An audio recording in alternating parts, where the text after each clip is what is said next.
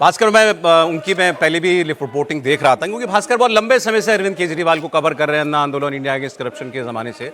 तो वो ये कह रहे थे कि अरविंद केजरीवाल दरअसल बैक टू बेसिक्स या बैक टू रूट्स उस रणनीति पर काम कर रहे हैं कि उन पर ही इल्ज़ाम लगा कि भाई दिल्ली में इतने साल मुख्यमंत्री रहने के बाद आराम तलब हो गए हैं, अब वो वैसी स्ट्रीट फाइटर वाली उनमें जज्बा नहीं रह गया, सड़क की राजनीति नहीं करना चाहते, संघर्ष नहीं कर पा रहे अब अरविंद केजरीवाल। तो वो दिखाना चाहते हैं मैं वही पुराना अरविंद केजरीवाल हूं। अब इथेनॉल का मुद्दा जहां तक है, देखिए E20 के मुद्दे ने जोर पकड़ा था, इसमें कोई शक नहीं है। सरकार को इस पर बहुत सफाई देनी पड़ी, कार मैन्युफैक्चरर्स को, एसोसिएशंस को, सबको आगे करके बताना पड़ा नहीं साहब गाड़ियों में कोई नुकसान नहीं होता। मुद्दा है, लेकिन ऐसा नहीं है कि मुद्दा खत्म हो गया है। लेकिन जो वो बात कह रहे हैं आज, उन्होंने जो नई बात कही कि अमेरिका के दबाव में मोदी जी देश के लोगों को एथेनॉल मिला पेट्रोल खरीदने को मजबूर कर रहे हैं, जिससे उनकी गाड़ियां खराब हो रही हैं। गाड़ियां खराब होना, गाड़ियों का माइलेज होना एक बात है, अमेरिका के दबाव में एथेनॉल खरीदना दूसरी बात है। तो सीधे सीधे पूछा मैंने, तो देखिए सीधे AI से पूछा, हालांकि इसका जवाब मालूम था, लेकिन फिर भी क्या भारत ने अमेरिका से एथेनॉल खरीदने का फैसला किया है? आप भी कर लीजिए, अभी तुरंत कर लीजिए, हल्के गूगल, आपको जवाब मिल जाएगा। मुझे जवाब मिला नहीं। भारत ने अमेरिका से ईंधन के रूप में उपयोग होने वाले एथेनॉल खरीदने के लिए कोई समझौता नहीं किया है। आगे है, भारत के पेट्रोल ब्लेंडिंग मतलब E20 कार्यक्रम के लिए विदेशी एथेनॉल का आयात पूरी तरीके से प्रतिबंधित है। असल बात प्रतिबंधित है कि ब्लेंडिंग के लिए तो हम खरीदेंगे नहीं किसी और देश से। क्यों खरीदेंगे भाई?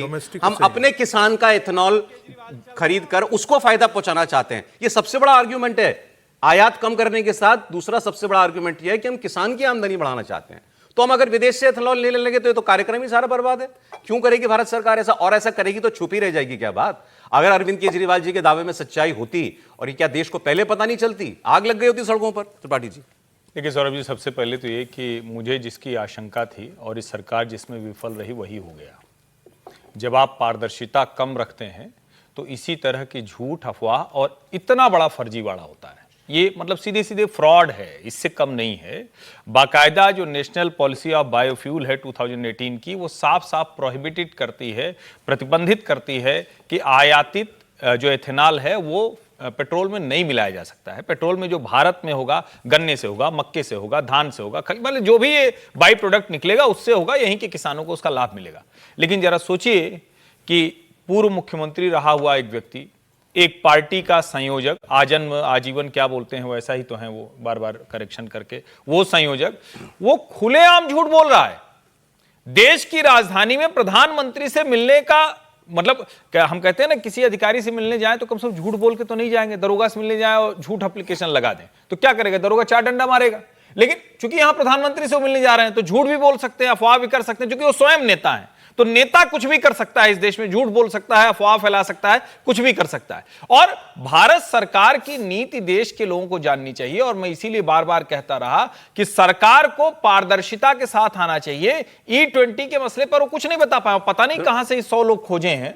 मैं फिर से अपना उदाहरण दे देता हूं, जब 10 साल पुरानी हमारी गाड़ी न खराब हुई तो किसी की कैसे खराब हो सकती है? खराब नहीं, उनका माइलेज भी कम जिनका हुआ है। अरे वो आगे होंगे ऐसे लोग। मैं क्या कह रहा हूं, जो छिटपुट माइलेज कम हुआ है, दूसरे तरह की मुश्किलें हैं। लेकिन कोई ऐसे जो लगा रहे हैं तो इन सब की सचमुच चेक कराना चाहिए और उसके आधार पर बात भी कह रहे हैं कि ये मौका सरकार ने ही दिया है। बिल्कुल सरकार, और किसने दिया? अगर बहुत ट्रांसपेरेंट भाई इतने समय से वो पॉलिसी पर साफ साफ बता ही नहीं पा रहे थे। ठीक है, ब्लेंडिंग के लिए हम पेट्रोल नहीं आयात करते किसी से, वो प्रोहिबिटेड है, प्रतिबंध है उसके ऊपर। क्या हम आयात करते हैं एथेनॉल? हाँ।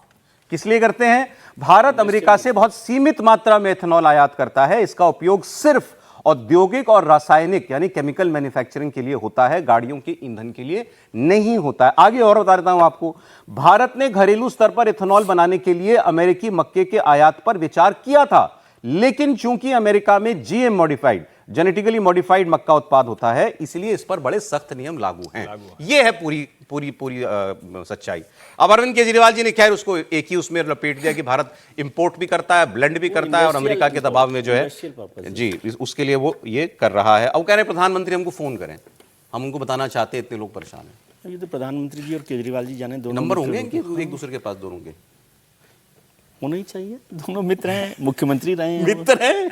मतलब राजनीति में सब मित्र होते हैं ना, उस तरह से आप देखें तो। देखिए इसमें सीरियस नोट पर क्या बात है कि एथेनॉल को लेकर जो बात हुई वो ठीक बात है कि सरकार अभी तक उसको साफ नहीं कर पाई बात को कि भाई क्या तस्वीर है, क्या खराबी है, क्या अच्छाई है, क्या नहीं है। आपने कहा कि ब्लेंडिंग में एथेनॉल हम लोग इंपोर्ट नहीं कर रहे, उसकी वजह यूएस नहीं है, हमारा जो प्रोडक्शन है वो जो हम कंजप्शन कर रहे हैं उससे ज़्यादा है।